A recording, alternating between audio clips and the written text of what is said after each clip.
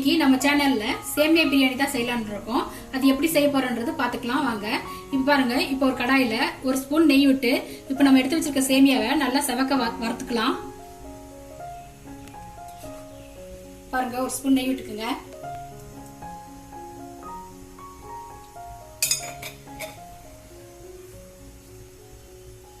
இந்த நெய்யில பாருங்க, இந்த ஒரு கப்பு சேமியா எடுத்திருக்கேன். இப்போ நம்ம வதக்கிக்கலாம்.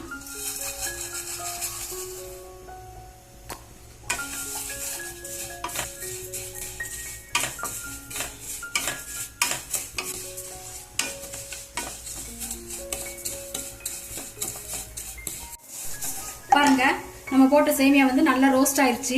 இப்போ இதை வேற தட்டுக்கு மாத்திக்கலாம். நம்ம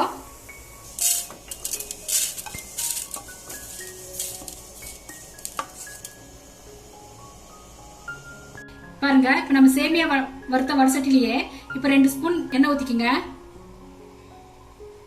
பாருங்க, நம்ம எடுத்து வச்சிருக்க பட்டை, கிராம்பு, ஏலக்காய், பிரிஞ்சி இலை இதெல்லாம் போட்டு பொரிச்சுக்கலாம்.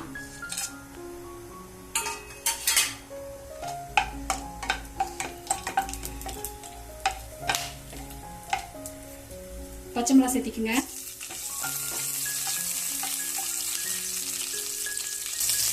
பொடியை நறுக்கி வச்சிருக்க வெங்காயம் சேர்த்திக்கங்க.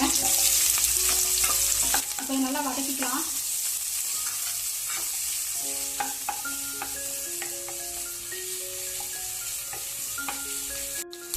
பாருங்க, வெங்காயம் நல்லா சவந்துருச்சு. இப்போ நம்ம எடுத்து வச்சிருக்க இஞ்சி பூண்டு எடுத்து போட்டு வதக்கிக்கலாம்.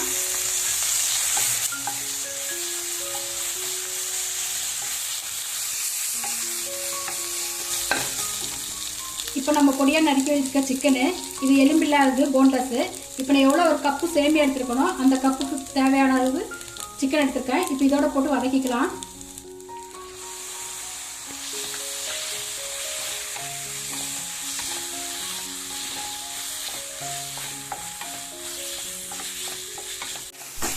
பாருங்க, சிக்கன் நல்லா வதங்கிருச்சு. இப்போ புதினா சேர்த்துக்கிங்க.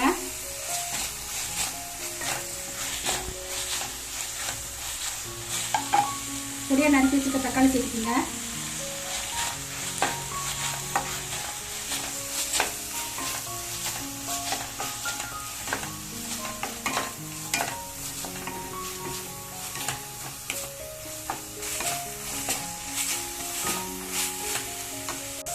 இந்த அளவுக்கு மஞ்சள் போட்டுக்கோங்க. கரம் மசாலா, மிளகாய் தூள் சேர்த்துட்டு நல்லா வதக்கிக்கலாம். தக்காளி வந்து நல்லா நசையணும், அது வரையும் நல்லா வதக்கிக்கங்க.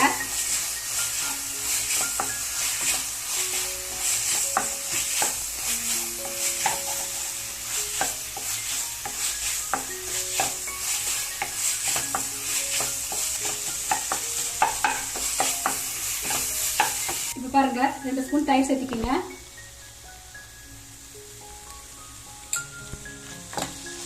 இதையும் சேர்த்து நல்லா வதக்கிக்கங்க.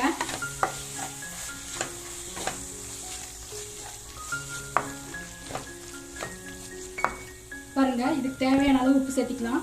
சேமியாக்கு எல்லாம் சேர்த்துதான்.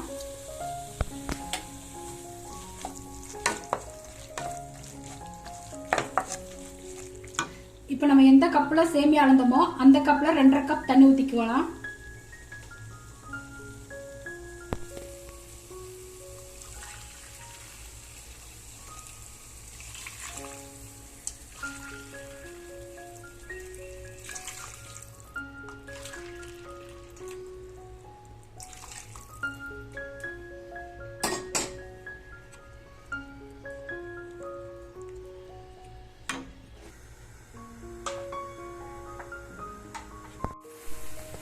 பாருங்க, நம்ம ஊத்துற தண்ணியில நல்லா கொதிக்குது. இப்போ நம்ம வறுத்து வச்ச சேமியா சேர்த்துக்கிங்க.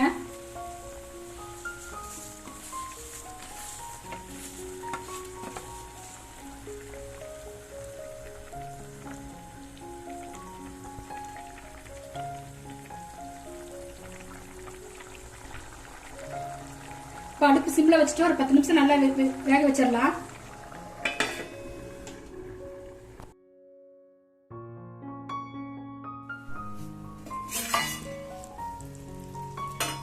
பாருங்க நம்ம ஊற்றின தண்ணி இதுக்கு சேமியாக்கு சரியாயிருச்சு. இப்போ இந்த ஸ்டேஜில் வந்து நம்ம லெமன் பிழிஞ்சு விட்டுக்கலாம். அரை லெமன்.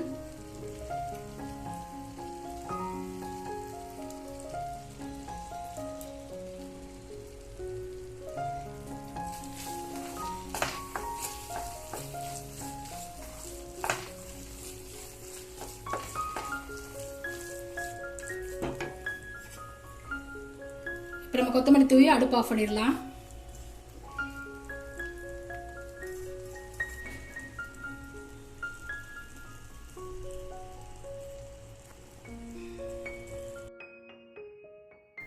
பாருங்கள், சுவையான சிக்கன் சேமியா பிரியாணி ரெடி ஆயிடுச்சு. இந்த சிக்கன் பிரியாணி நீங்கள் வீட்டில் செஞ்சு பாருங்கள். செஞ்சு பார்த்துட்டு உங்களுக்கு பிடிச்சிருந்தா உங்கள் ஃபீட்பேக்ஸை என் கமெண்ட் செக்ஷனில் பதிவு பண்ணுங்கள். இந்த ரெசிபி பிடிச்சிருந்தா உங்கள் ஃப்ரெண்ட்ஸுக்கும் ஃபேமிலிக்கும் இந்த வீடியோவை ஷேர் பண்ணுங்கள். மறக்காமல் லைக் பண்ணுங்கள். அடுத்த ரெசிபி வரை நன்றி, வணக்கம்.